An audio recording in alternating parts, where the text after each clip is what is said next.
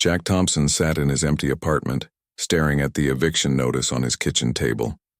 3 months behind on rent, his construction company gone, and his wife already living with her sister in another state. At 52 years old, he felt like his whole world had crumbled around him. The divorce papers had been signed last month. 23 years of marriage, ended with a few signatures and the division of debts. There wasn't much left to divide anyway. The business he'd built from nothing had collapsed when the economy tanked, taking his savings, his house, and eventually his marriage with it. Jack pushed the eviction notice aside and grabbed a cold beer from the nearly empty fridge. His phone rang, startling him from his thoughts. The number looked official, probably another debt collector. He almost didn't answer. "Is this Jack Thompson?" asked a crisp, professional voice. "Yeah, that's me. Look, if this is about money I owe, I don't have any. Mr. Thompson, this is Robert Mitchell from Mitchell & Associates law firm in Denver. I'm calling about your uncle, Benjamin Thompson." Jack frowned. Uncle Ben?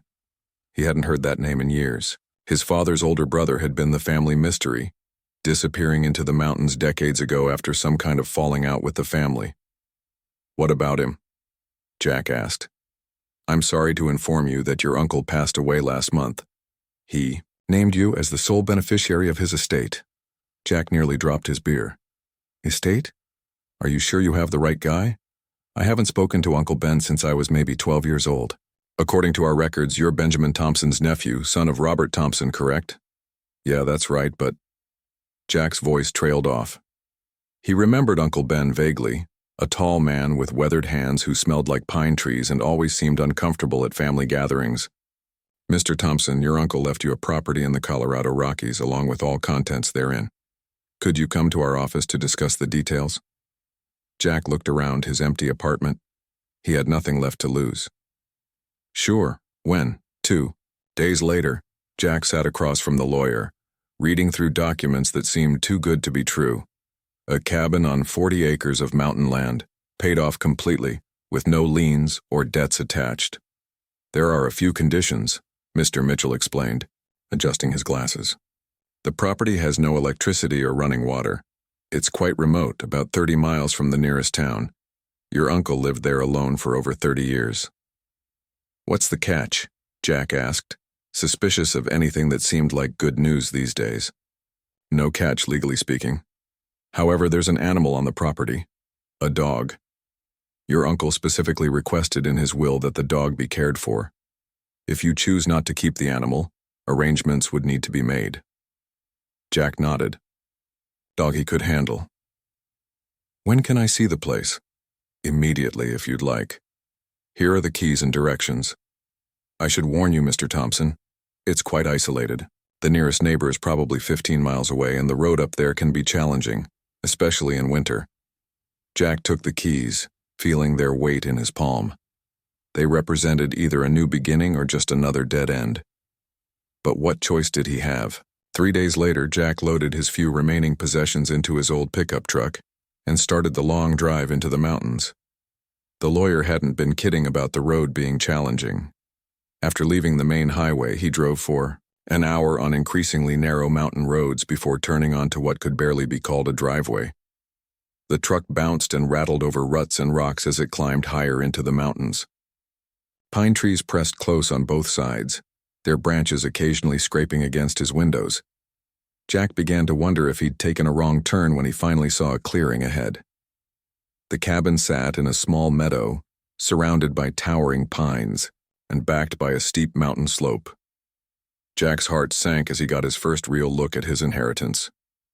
The place looked like it hadn't seen maintenance in years. The roof sagged in places, several windows were cracked, and the front porch looked ready to collapse. He parked the truck and sat for a moment, gathering his courage. This was supposed to be his fresh start. The place looked like it belonged in a horror movie. As Jack opened his truck door, a low growl made him freeze. From the shadows beside the cabin emerged the biggest dog he'd ever seen. It looked like a German shepherd, but larger and definitely older. Gray hairs covered its muzzle, and its brown eyes held an intelligence that made Jack uncomfortable. "Easy, boy," Jack said softly, keeping his hands visible. I'm family, sort of. The dog didn't approach, but it didn't attack either. It just stood there, watching Jack with an expression that seemed almost judgmental, like it was deciding whether Jack was worthy of being here. Jack grabbed his duffel bag from the truck and walked slowly toward the cabin. The dog followed at a distance, never taking its eyes off him. The front porch groaned under Jack's weight as he tried the key in the door. Inside, the cabin smelled like wood smoke and something else he couldn't identify. It was surprisingly large, with a main room containing a stone fireplace, a small kitchen area, and a wooden table and chairs. A narrow staircase led to what must be a loft bedroom, but it was clear the place had been abandoned for a while. Dust covered everything, and there were signs that small animals had been getting inside. A rocking chair sat by the fireplace, and Jack could almost picture his uncle sitting there in the evenings. The dog had followed him inside and now lay down beside the rocking chair, resting its massive head on its paws. Its eyes never left Jack. "So you're my new roommate, huh?" Jack said to the dog. "What's your name, boy?" The dog's ears perked up at the sound of Jack's voice, but it didn't move from its spot by the chair. Jack spent the next hour exploring the cabin. The kitchen had an old wood-burning stove and a hand pump at the sink that brought up well water. The loft contained a simple bed and a dresser full of his uncle's clothes. Everything was basic but functional, like his uncle had lived, deliberately simply. As the sun began to set, Jack realized he'd need to figure out heating and lighting quickly. He found oil lamps and matches and managed to get a fire started in the fireplace. The dog watched his every move but maintained its distance. Jack opened a can of beans for dinner and heated them on the wood stove. He put some in a bowl for the dog, who approached cautiously, ate quickly, then returned to its post by the rocking chair. "Not much of a talker, are you?" Jack said. As darkness fell, the silence of the mountains pressed in around the cabin. Jack had lived in cities his whole life, and the complete absence of traffic, sirens, or neighbor noise felt strange. The only sounds were the crackling of the fire and the occasional settling of the old wooden building. He set up his sleeping bag on the couch downstairs, not ready to claim his uncle's bed yet. The dog remained by the rocking chair as if keeping vigil. Jack lay awake for a long time, staring at the ceiling and wondering what he'd gotten himself into. 3 days ago, he'd been facing eviction from a studio apartment. Now he was the owner of a remote mountain cabin with a mysterious dog as his only companion. The dog occasionally raised its head to look at Jack, as if checking to make sure he was still there. There was something almost human about its expressions, like it was trying to communicate something important. "What are you thinking about, boy?" Jack whispered. The dog's ears twitched, but it didn't move. Jack closed his eyes and tried to sleep, but his mind kept racing. What was he supposed to do up here? He had maybe $300 in cash and no job prospects. The cabin needed major repairs, and winter was coming. He didn't even know if there were any local stores where he could buy food and supplies. Maybe this had been a mistake. Maybe he should sell the place and use the money to start over somewhere else. But even as he thought it, something stopped him. Perhaps it was the way the dog seemed to be trusting him with something important, or maybe it was just that he had nowhere else to go. Around midnight, Jack finally drifted off to sleep.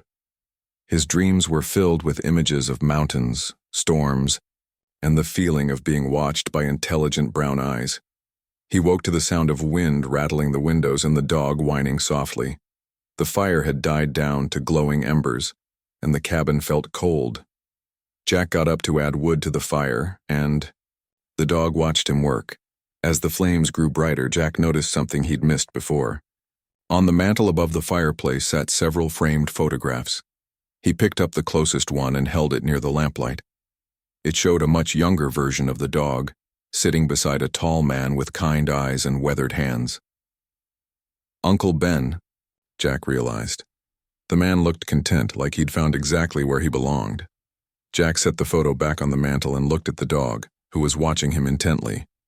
"You miss him, don't you, boy?" The dog's tail gave a small wag, the first sign of friendliness it had shown. Jack sat down in the rocking chair, and to his surprise, the dog stood up and walked over to him.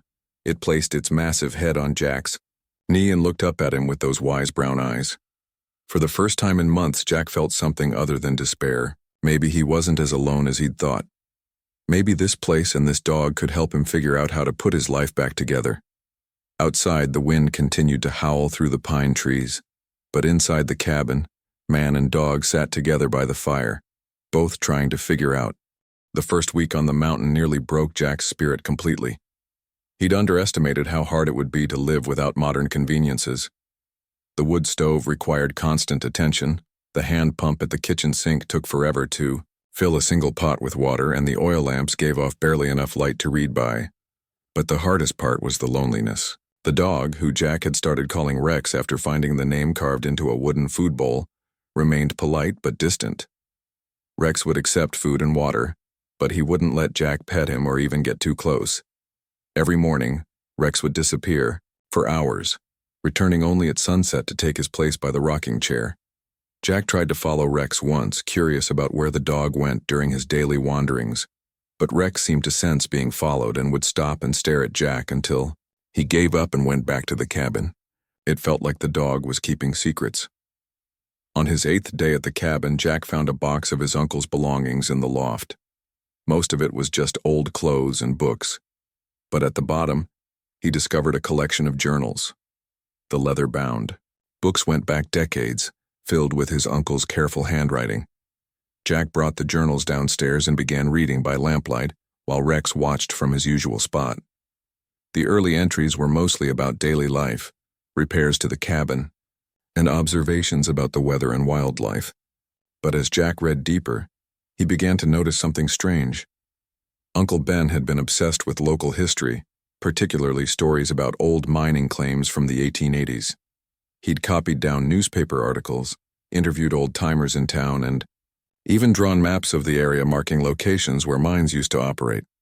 "Your uncle sure was interested in gold mining," Jack said to Rex. The dog's ears perked up at the sound of Jack's voice, but his expression remained unreadable. As Jack continued reading, he learned that Uncle Ben believed there were undiscovered treasures hidden somewhere in these mountains. Not just gold, but other valuable items that miners had buried or hidden during dangerous times. The journal entries became increasingly detailed about a specific area behind the cabin, near a grove of old pine trees. Uncle Ben had written pages about the history of that spot, including stories about claim disputes and violence between miners in the 1880s. But what struck Jack as odd was that Uncle Ben never wrote about actually digging or searching in that area. Instead, he wrote things like, "Rex's great-grandfather knew," and "the family duty continues." It was almost like Uncle Ben thought the dog was supposed to guard something. Jack closed the journal and looked at Rex, who was watching him intently. "What do you know that I don't, boy?" Jack asked. Rex tilted his head as if he was trying to understand the question. The next morning brought Jack's first real crisis. He woke to find the cabin much colder than usual and discovered that he'd nearly run out of firewood.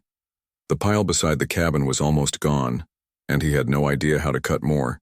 He'd found an old chainsaw in the shed, but he'd never used one before. After an hour of struggling with it, he managed to get it started, only to have it kick back and nearly take his head off. Rex watched the whole embarrassing performance from a safe distance.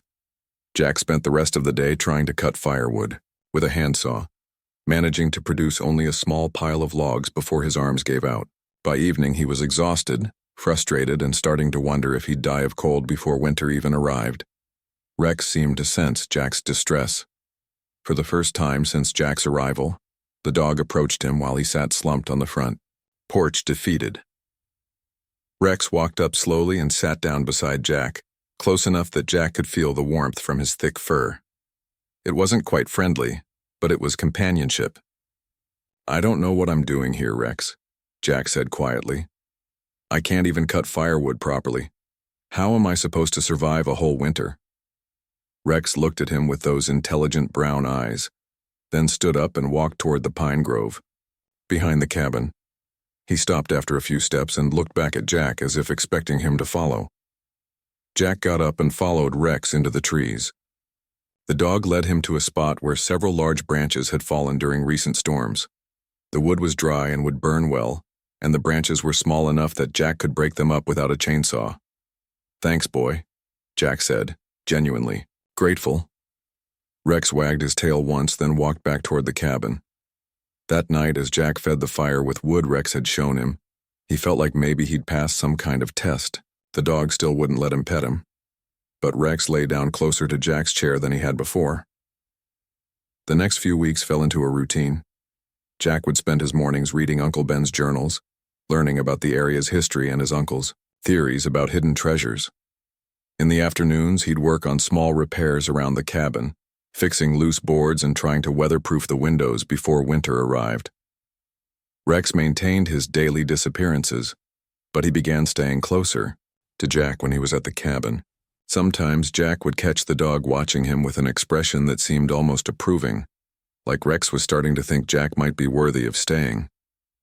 Jack found himself talking to Rex more and more, sharing stories about his failed business, his divorce, and his fears about the future. Rex never responded, but he was a good listener, tilting his head when Jack's voice got emotional and moving closer when Jack seemed particularly down. One evening, while Jack was reading another of Uncle Ben's journals, he came across an entry that made him sit up straight. "Rex knows the family secret," Uncle Ben had written. "His bloodline has guarded it for generations, just as mine has carried the knowledge. The responsibility passes from dog to dog, man to man. When the time comes, Rex will know what to do." Jack looked up at Rex, who was staring directly at him with an intensity that made Jack's skin prickle. "What secret, boy? What are you guarding?" Rex stood up and walked to the front door, whining softly. Jack followed him outside into the cool night air. Rex led him around to the back of the cabin, stopping at the edge of the pine grove. In the moonlight, Jack could see that Rex was staring at a specific area among the trees. The dog's whole body was tense, alert, like he was protecting something precious. "Is that it, Rex? Is that what you've been guarding?" Rex looked at Jack, then back at the trees, then back at Jack again. It was the closest thing to a conversation they'd had since Jack arrived. Jack took a step toward the trees, and Rex immediately moved to block his path. The dog didn't growl or show aggression, but his message was clear: "Stay away." "Okay, boy. I won't go there without your permission." Rex relaxed slightly and walked back toward the cabin, but Jack noticed that the dog kept looking over his shoulder at the pine grove, as if he was worried about leaving it unguarded. Back inside, Jack continued reading Uncle Ben's journal with new interest.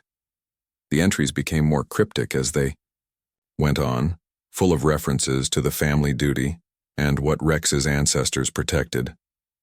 One entry, written just a year before Uncle Ben died, stood out. "Rex is getting old, and I worry about what will happen when he's gone. The family line must continue, both human and canine.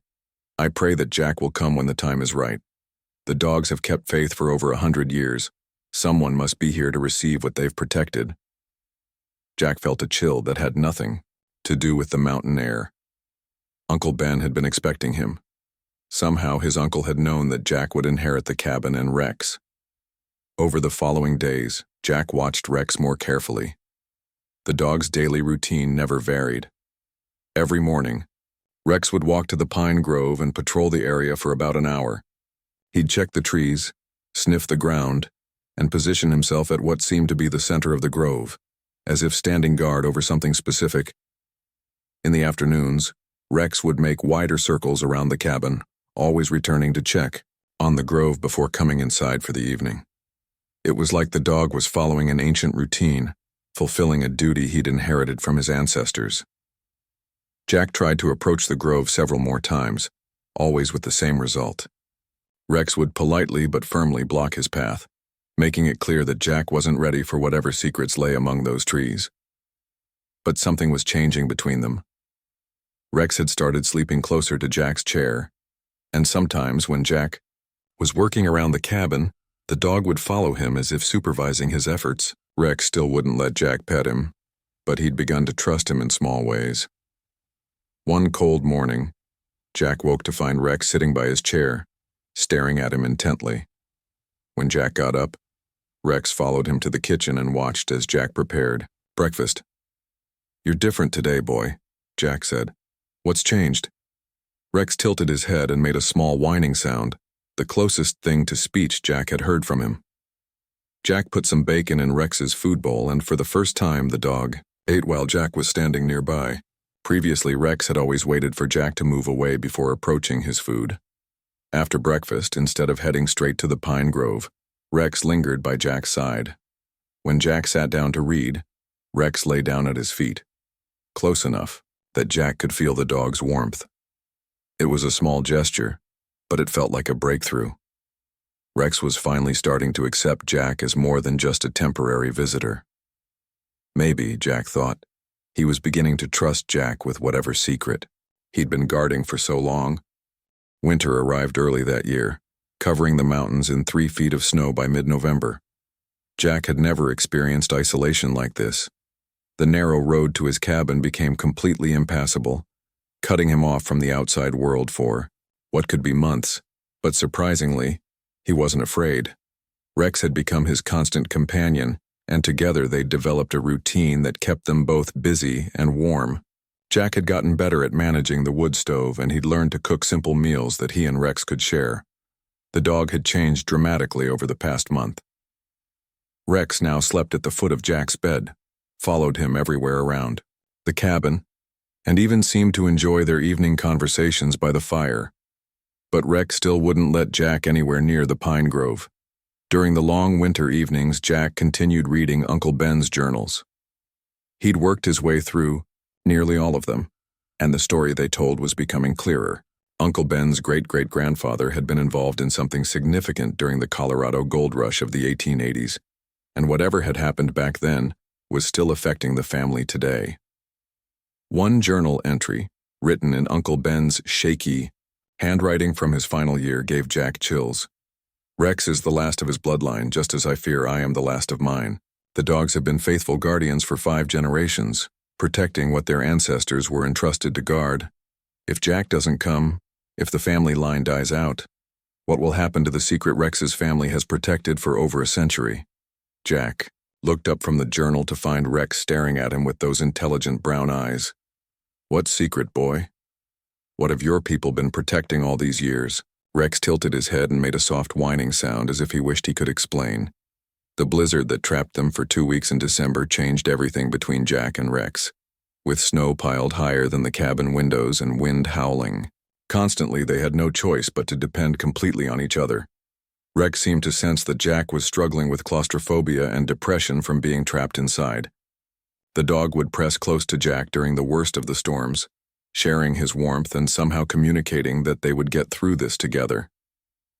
Jack found himself telling Rex everything during those long, dark days. He talked about his failed marriage, admitting how he'd let work consume him until he'd forgotten how to be a husband. He talked about losing his business, and how the shame of failure had eaten away at his confidence. "I used to think I had my life figured out," Jack said one night as the wind rattled the cabin. "I thought success meant having a big house and a new truck every few years. But look at me now, Rex. I'm living in a cabin with no electricity, talking to a dog, and somehow I feel more at peace than I have in decades." Rex pushed his head under Jack's hand, encouraging him to keep scratching behind his ears. "Maybe Uncle Ben knew what he was doing when he left me this place. Maybe he knew I needed to learn something about what really matters." When the blizzard finally ended, Jack and Rex emerged from the cabin to find a transformed landscape. The snow was so deep that only the tips of fence posts were visible, and the pine grove looked like something from a fairy tale, with every branch weighted down with white. Rex immediately headed for the grove to check on whatever he'd been guarding, but the snow was too deep even for his powerful legs. He struggled for a few minutes, then looked back at Jack with what seemed like frustration. Jack had an idea. He'd found a pair of old snowshoes in the cabin, and though he'd never used them before, he managed to strap them on and make his way to the grove. Rex followed in the path Jack created, both of them working together to reach the trees. Once they arrived at the grove, Rex immediately began his usual patrol, sniffing around the base of specific trees and positioning himself at the center of the area. But something was different. Rex kept looking at Jack, then at a particular spot near the largest pine tree, as if he was trying to tell Jack something important. Jack approached slowly, and for the first time, Rex didn't try to block his path. Instead, the dog moved aside and sat down watching Jack carefully. Jack knelt down in the snow where Rex had been indicating. Even through the snowshoes, he could feel that the ground beneath this spot felt different, somehow hollow.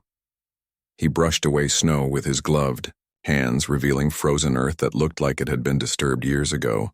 "Is this it, Rex? Is this what you've been guarding?" Rex whined softly and moved closer to Jack, pressing against his side. The dog's behavior was completely different from any time Jack had approached the grove before.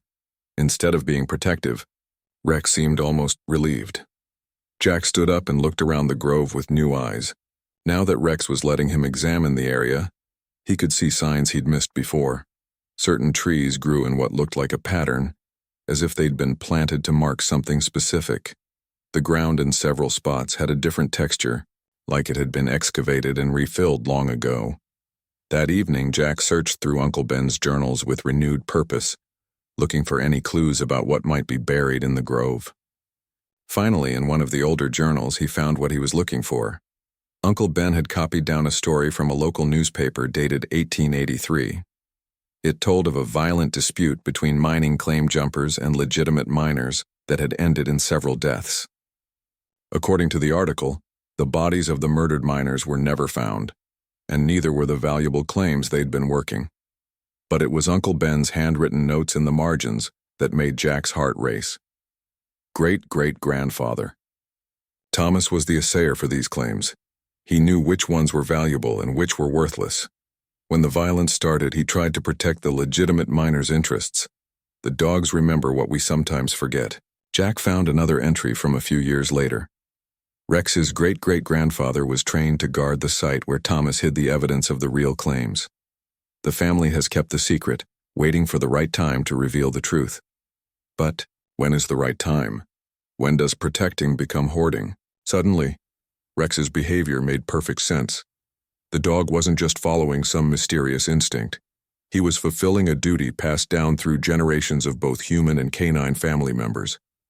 Rex's ancestors had been trained to guard something, hidden in that grove, and the duty had been passed down from dog to dog for over a century. Jack looked at Rex, who was lying by the fire, watching him read. "Your family has been keeping a secret from my family all these years, haven't they, boy?"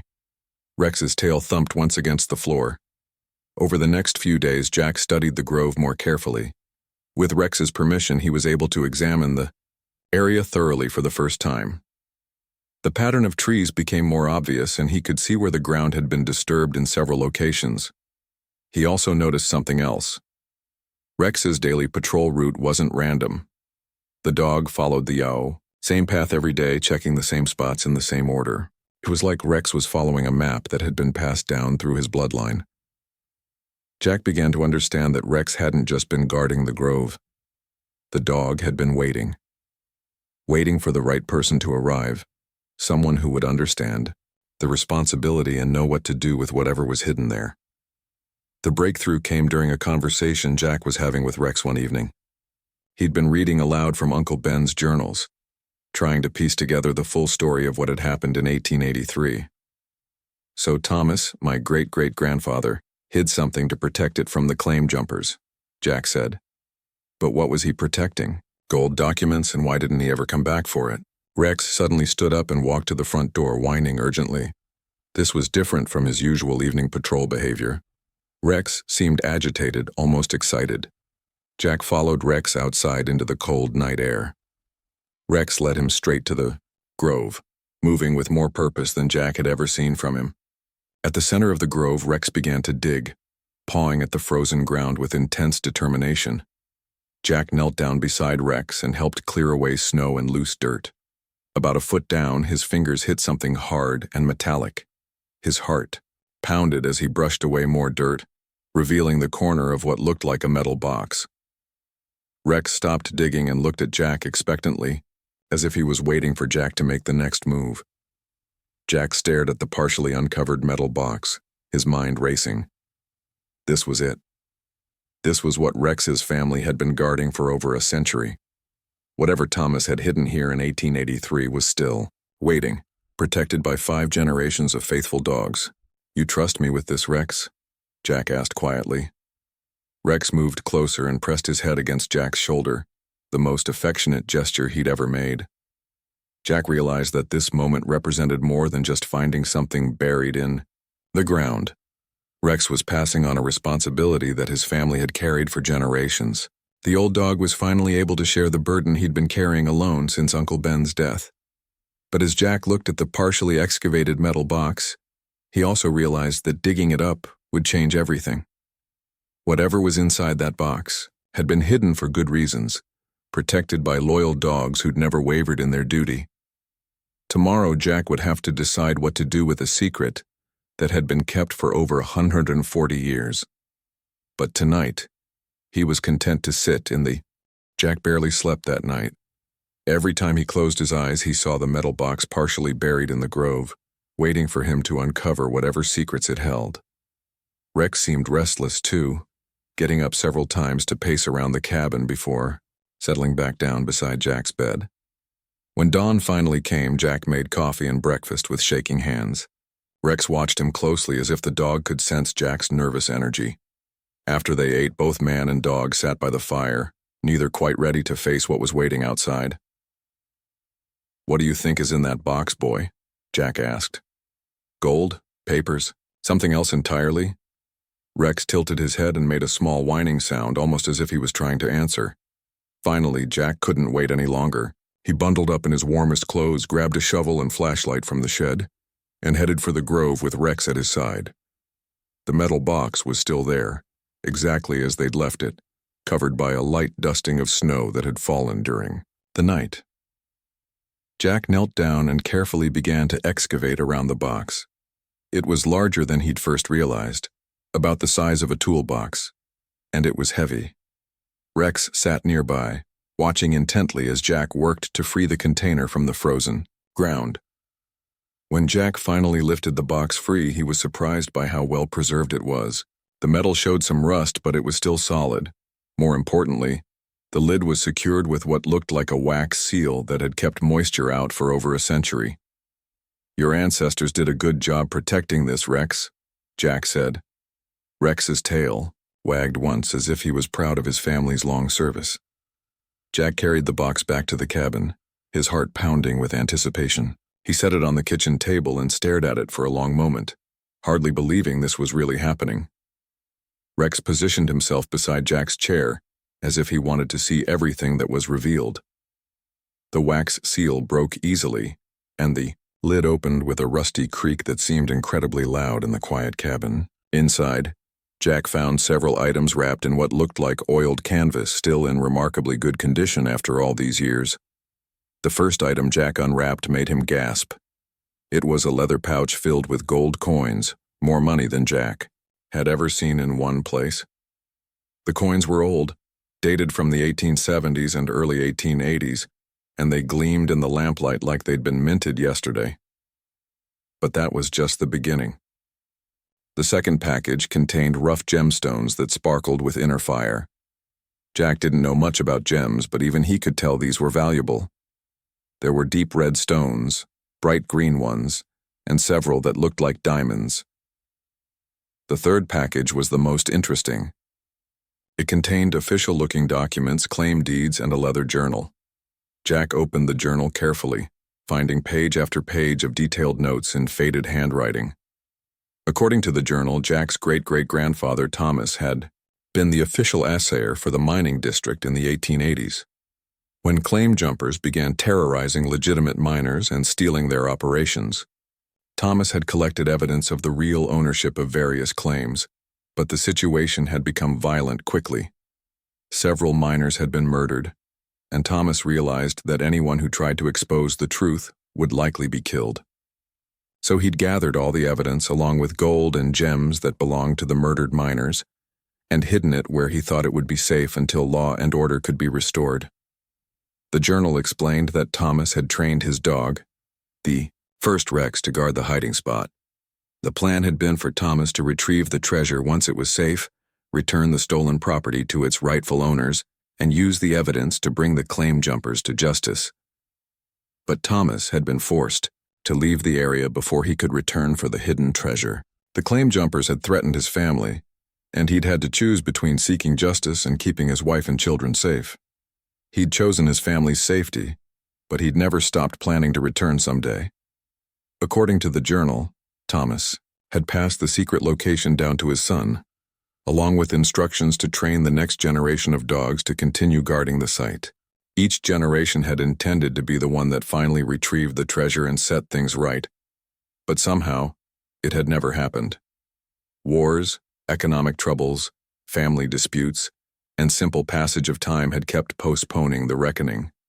The secret had been passed down through 5 generations of the Thompson family and their faithful dogs, but no one had ever felt the time was right to act on it. Jack found a letter addressed to whoever finally opens this box. It was written in Uncle Ben's handwriting, dated just a year before his death. "If you're reading this," the letter began, "then the family duty has finally passed to you. I've spent 30 years trying to decide what to do with this treasure, and I've finally realized that the decision isn't mine to make alone. The golden gems belong to the families of the miners who were murdered in 1883. The documents prove which claims were legally theirs.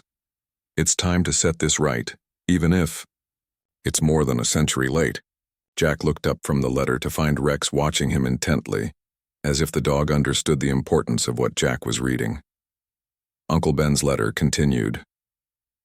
"I've spent years researching the descendants of those murdered miners. Most of them scattered across the country after their family members were killed, but many still have living relatives. I've compiled a list of names and last known addresses in the envelope marked, 'Justice Delayed.' The choice is yours, nephew. You can keep this treasure and live comfortably for the rest of your life, or you can do what Thomas always intended to do. Rex's family has kept faith for over a century. The question is, will ours?" Jack found the envelope Uncle Ben had mentioned. Inside were dozens of pages of genealogical research, tracking the families of 7 miners who had been murdered in 1883. Uncle Ben had spent years finding their descendants, complete with addresses and family trees. According to Uncle Ben's research, there were still living relatives of all 7 murdered miners. Some lived as far away as California and Florida, but others were still in Colorado, unaware that their great-great-grandfathers had died defending valuable mining claims. Jack sat back in his chair, overwhelmed by the magnitude of what he'd discovered. The treasure in the box was worth a fortune, enough to solve all his financial problems and set him up for life. But it wasn't really his treasure. It belonged to the families of men who had died trying to protect it. Rex seemed to sense Jack's inner conflict. The dog moved closer and rested his head on Jack's knee, offering silent support. "What do you think, boy? What would your ancestors want me to do?" Rex looked toward the grove where he'd spent so many years standing guard, then back at Jack. There was something in the dog's expression that seemed almost expectant, as if Rex had been waiting his whole life for this moment. Jack spent the rest of the day examining every item in the box. By his rough estimate, the gold coins alone were worth hundreds of thousands of dollars. The gems were harder to evaluate, but some of them were clearly valuable, and the documents proved legal ownership of mining claims that might still have value today. But it was the human cost that weighed on Jack's mind. 7 men had died for this treasure. They'd left behind wives and children who had probably struggled without their breadwinners. The families had never known what had really happened or received any compensation for their loss. That evening, as Jack and Rex sat by the fire, Jack made his decision. "We're going to do the right thing, Rex," he said. "It's taken 140 years, but we're finally going to get justice for those murdered miners and their families." Rex's tail thumped against the floor, and Jack could swear the dog looked relieved. Jack spent the next several days making plans. When spring came and the roads reopened, he would begin the process of tracking down the descendants of the murdered miners. It would be complicated, expensive, and time-consuming, but Uncle Ben had done most of the research already. But first, Jack needed to get the treasure properly appraised and documented. He also wanted to research the legal implications of returning property that had been hidden for over a century. There would be taxes, legal fees, and probably complications he couldn't even imagine yet. As Jack worked through the logistics, Rex seemed to grow younger and more energetic each day. The dog that had been slowly aging and grieving for his dead master was now alert and active, as if he'd found a new purpose in life. One evening, as Jack was writing letters to lawyers and genealogists who might be able to help him, Rex did something he'd never done before. The dog walked over to Jack's chair and placed his head in Jack's lap, looking up at him with absolute trust and affection. "You approve of this plan, don't you, boy?" Jack said, scratching behind Rex's ears. Rex's response was to close his eyes and lean into Jack's touch, finally allowing himself to fully accept the man who had inherited his family's ancient duty. Outside, winter still held the mountain in its grip, but inside the cabin both man and dog felt the warmth of a burden finally shared and a purpose finally fulfilled. The treasure that had been hidden for over a century would soon see daylight again, and the faithful guardians who had protected it could finally rest. The long wait was almost over. Justice, though delayed by more than a century, was finally going to be served. Spring arrived late that year, but when the snow finally began to melt in April, Jack was ready. He'd spent the long winter months planning every detail of what would become the most important mission of his life. Rex had been his constant companion, through it all, seeming to understand that they were preparing for something momentous. The first step was getting the treasure professionally appraised. Jack had found a reputable firm in Denver that specialized in historical artifacts and precious metals. When the mountain roads finally became passable, Jack loaded the carefully packaged treasure into his truck and made the long drive to the city, with Rex riding shotgun. The appraiser, an elderly woman named Dorothy Chen, handled the items with the reverence they deserved. She photographed and cataloged every coin, every gemstone, and every document, her excitement growing as she realized the historical significance of what Jack had brought her. "Mr. Thompson," she said, after spending 2 days examining everything, "this collection is absolutely remarkable. The coins alone are worth over $400,000, and that's just their gold value. As historical artifacts, they're worth even more. The gemstones include several genuine emeralds and what appears to be uncut diamonds of exceptional quality." Jack felt his heart racing as she continued. "But the real treasure here are these documents. These mining claims were for some of the richest deposits in Colorado Territory. If any of these claims are still legally valid, they could be worth millions. And this journal," she held up Thomas's carefully preserved notes, "this is a first-hand account of one of Colorado's most notorious periods of mining violence. Museums would pay handsomely just to display this." When Dorothy finished her complete appraisal, the total value came to just over $3 million. Jack sat in stunned silence, Rex beside him sensing his overwhelming emotions. "What will you do with all this?" Dorothy asked. Jack showed her Uncle Ben's research on the descendants of the murdered miners. "I'm going to return it to the families it belongs to." Dorothy's eyes widened. "All of it? You're giving away $3 million? "It was never really mine," Jack explained. "My family just kept it safe until the right time came to return it."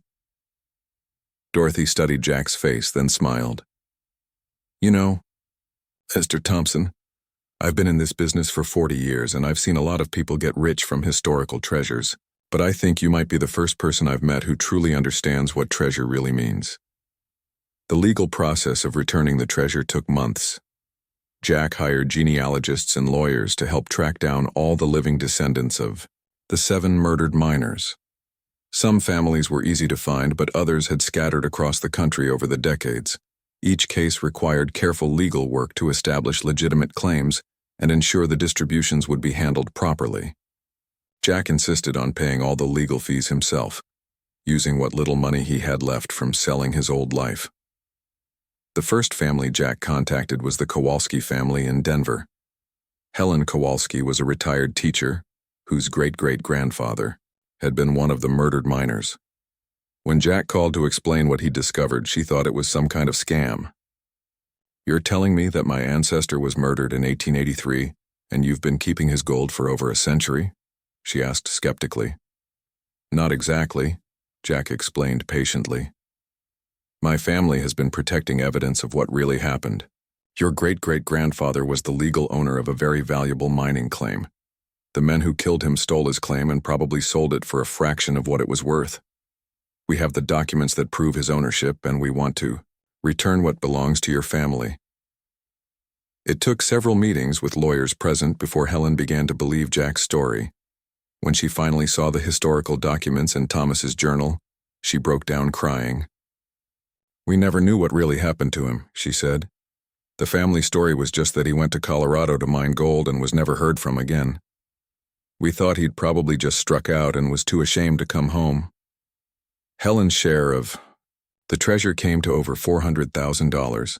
She used part of it to establish a scholarship fund at the local college in her great-great-grandfather's name, and the rest to pay off her mortgage and help her grandchildren with their educations.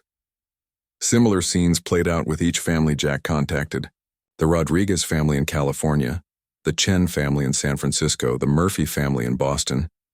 Each had family stories about ancestors who had disappeared in Colorado during the gold rush, never knowing their loved ones had died defending valuable claims. Some of the families were initially suspicious, unable to believe that someone would give away so much money to strangers.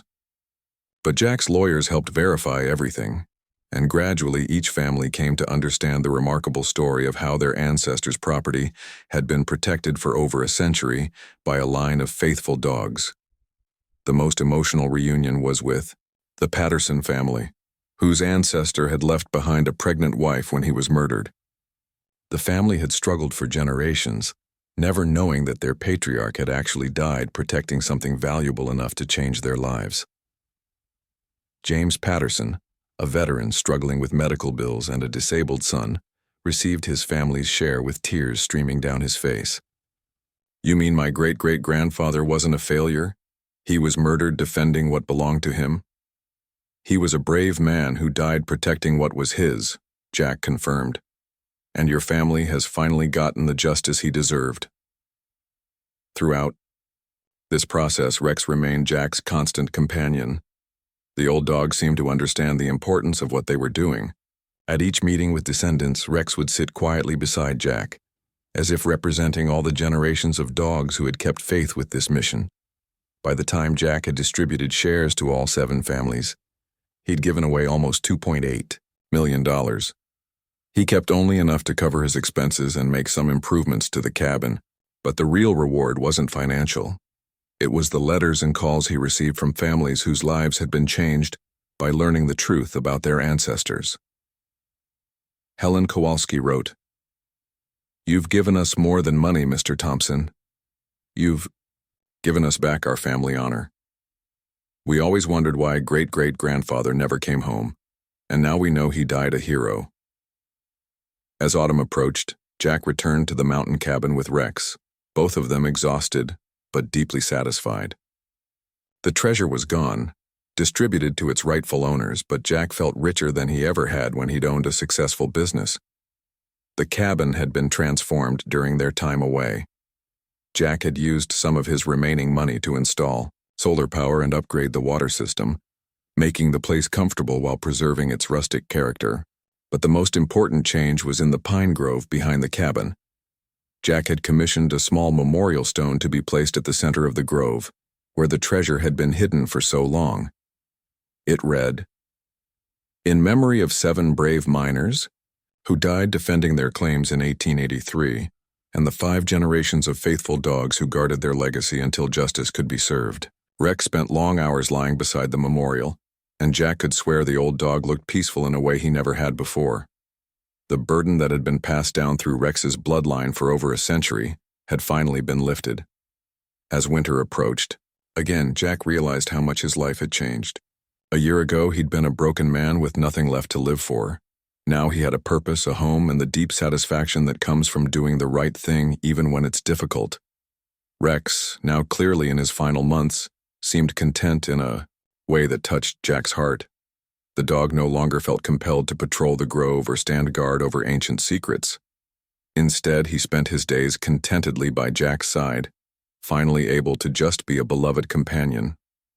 One crisp October evening, as they sat by the fire reading, Rex stood up slowly and walked to Jack's chair.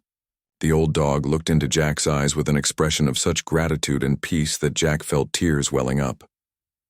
"You did good, boy," Jack whispered, scratching behind Rex's ears. "Your family kept faith for over 100 years. The treasure is back where it belongs, and everyone knows the truth about what happened. You can rest now." Rex leaned against Jack's legs and closed his eyes, and Jack could feel the deep contentment radiating from his faithful companion. Rex passed away peacefully in his sleep 2 weeks later, on a beautiful morning when the aspen trees were golden in the autumn sunlight. Jack buried him in the pine grove, beside the memorial to the miners Rex's family had guarded for so long. At the funeral, which Jack held just for himself and Rex, he read aloud from Uncle Ben's journal about the loyalty and dedication of 5 generations of guardian dogs.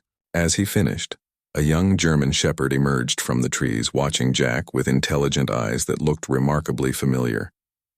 Jack later learned from a neighbor that Rex had fathered a litter of puppies several years earlier, and one of his offspring had been living wild in the mountains. The young dog, who Jack named Scout, gradually began staying closer to the cabin, as if he'd inherited some echo of his father's devotion to the Thompson family. Jack established a small museum in the cabin's main room, displaying copies of the historical documents and telling the story of the murdered